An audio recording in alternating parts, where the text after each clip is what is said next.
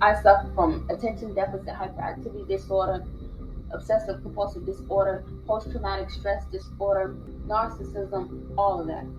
The most common perception of drugs is that they are in some form synthetic. Yet the awakened choice of drug is produced naturally. The ties of your soul become increasingly addictive, and despite the deterioration of your mind and body, the ventriloquists of our passion require more and more. An alcoholic does not belong in a bar.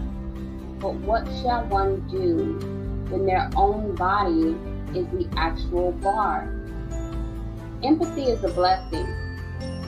But what happens when the profoundness of your existence is valued at less than that of a car?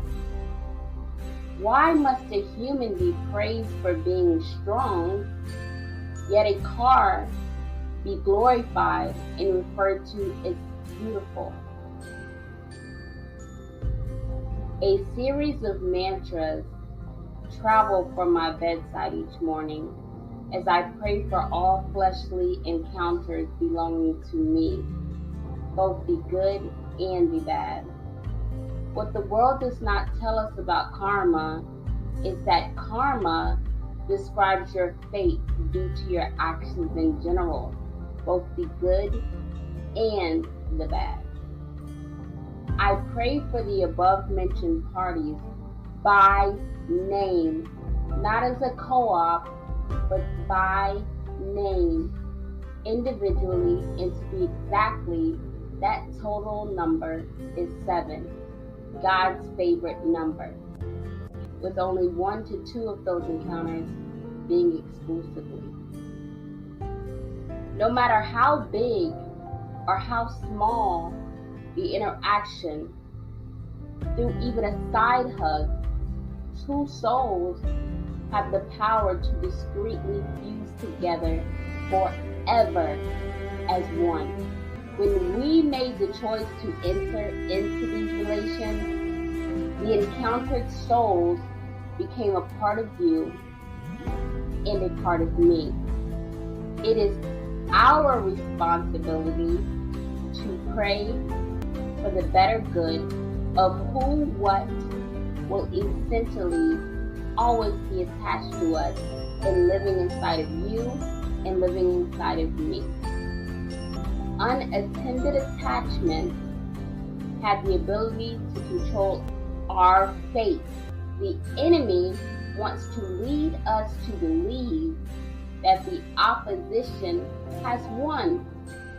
To the unchosen, your mystery and your misery has become their source of fun, when the reality is that God favored you just enough to hold the door open for you as you embark on your final wilderness run.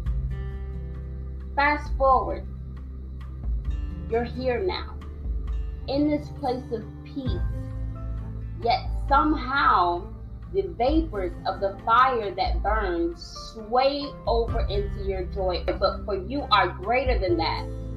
You are an article belonging to the kingdom. And don't you jump back off of your throne. For as high as you sit, right below our Father, not a single stone can be thrown. Never regret God's work. Without God putting the soul of the old us down, it is likely that we would have been lost in the depths of a malicious enterprise. Appearing to be well,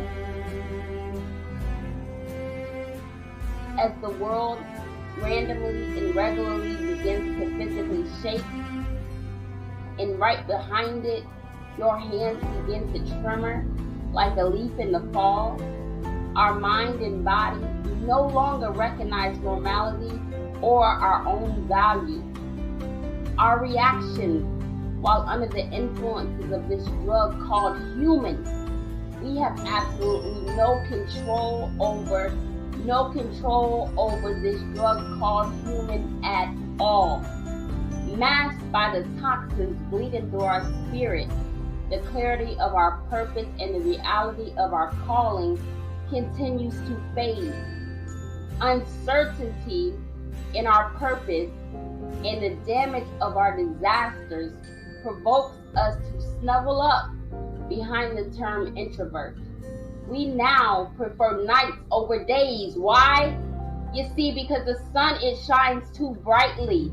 It shines a high voltage light over the things that have collectively bruised us. For we are bruised but not broken. And I feel it's now our time to go. Although I certainly cannot afford the debt of rehab, the price is much more appealing than an unpredicted and indefinite stay in the wild, wild Wyoming. Don't you ever regret God's work, and don't you ever allow Satan to shame you into regretting God's work. If at any moment your compass becomes controlled by your environment, remind yourself that you are heading south. The people heading north, west, and east cannot remain. It is time to eject. God says higher, higher, and right now go higher. Your means of transportation is unable to go in a slew of directions concurrently. Blood merely means nothing. In God's eyes, everyone in the flesh is a relative. There is no layaway on life. With every instance of compromise, we lose just a smidget more of our time. There is no price for your sanity, and you owe your transfer passengers no apology. It is time to eject. When gravity wishes to prevail, you have the power of your tongue and your intimacy with the King to keep your head upward. The villains of our past cannot be described as strangers. In some way, they have all invested into us, whether that investment be financially or mentally. Specifically for that reason, I refuse to ever regret God's work. During all turbulence, refer to your manual. Your remedy is to seek Yahweh. To seek Him in the midst is to zoom into your pain in search of the bigger picture. Masking is not God. Disloyalty to your own spirit about your contentment is only an effort to please the worldly realm, which carries no benefit. One day, very soon, we shall all perish, and your fabricated peace does not gain you likability.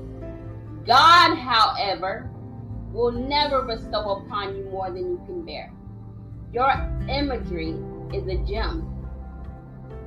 Everyone has a goal, but not everyone in the gym carries the stamina to press what is required to reach said goal. Through God's eyes, obviously you are capable to manage the press, and for that you should be grateful. Now press, push, and continue to birth it out until that unbeknownst hour of our final rest. You are, I am, we are perfect. There is this obsession and desire for the unawakened to be near you and to be near me. However, there's this thing called PTSD. While many view it as a negative, the acronym of our PTSD is due to a very direct effect of our own wilderness. Our PTSD was ordained by God. The T in our PTSD represents the verb trust. For at one point in our lives, the constant variable was God's trust and truth during the trials and tribulations of our wilderness. As you sit back and you rest deep into your glory, ask God, ask yourself, what do the onlookers want with me now? Is it my wisdom, or is it the glistening of God's covering upon me? We are ordained by God. We have special privileges, hence the destruction of everything known to us. You see, the empty of our bellies resulted in the bulging of our eyes. Our eyes are now bigger than our bellies. We care less about the quantity of the food on our plate and more about the ingredients within the food on our plate. Wild Wyoming. Although we cannot afford the debts of rehab, Wild Wyoming just isn't. It is not the desired place. Hi, I'm Blue.